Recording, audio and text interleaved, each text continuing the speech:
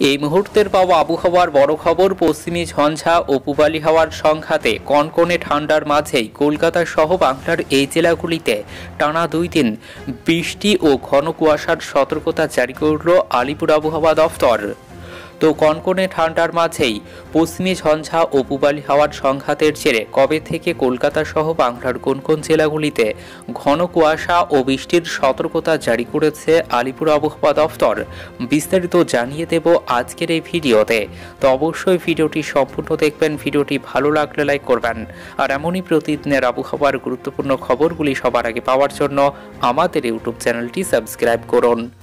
ঘন কুয়াশায় বিপর্যস্ত রেল, উড়ন, সড়ক, ফেরি।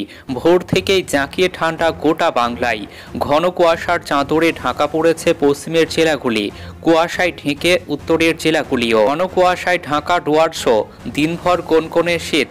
এদিকে আলিপুরের আবহাওয়া দফতর বলছে, গত 2 দিনে কলকাতায় রাতের তাপমাত্রা 5 ডিগ্রি সেলসিয়াস পর্যন্ত কমে গিয়েছে। পৌষ সংক্রান্তির আগে তিলোত্তমার পাড়া বর্তমানে ঘোরাফেরা করছে 12 ডিগ্রি সেলসিয়াসের আশেপাশে। পশ্চিমের জেলাগুলিতে 10 ডিগ্রি সেলসিয়াসের আশেপাশে ঘোরাফেরা করছে তাপমাত্রা।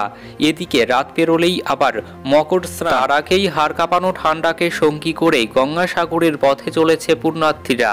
আগামী 4 থেকে 5 দিন শীতের এই দাপট দেখা যাবে বলে জানিয়েছে হাওয়া অফিস। আজ রবিবার সকালে কলকাতায় সর্বনিম্ন তাপমাত্রা ছিল 12.9 ডিগ্রি সেলসিয়াস। গতকালকের সর্বোচ্চ তাপমাত্রা ছিল 22 ডিগ্রি সেলসিয়াস।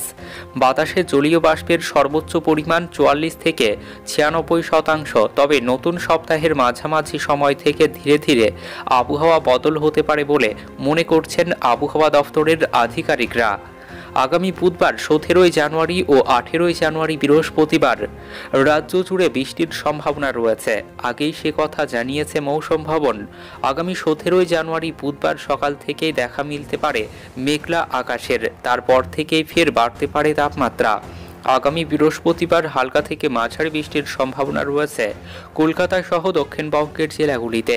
তবে মঙ্গলবার নাগাদ হালকা বৃষ্টির সম্ভাবনা রয়েছে দক্ষিণ 24 পরগনা ও পূর্ব মেদিনীপুরে। আগামী বুধবার ও বৃহস্পতিবার 24 পরগনা, পূর্ব ও পশ্চিম মেদিনীপুর, কলকাতা, হাওড়া, হুগলি এবং নদিয়া জেলাতে হালকা বৃষ্টির সম্ভাবনা রয়েছে।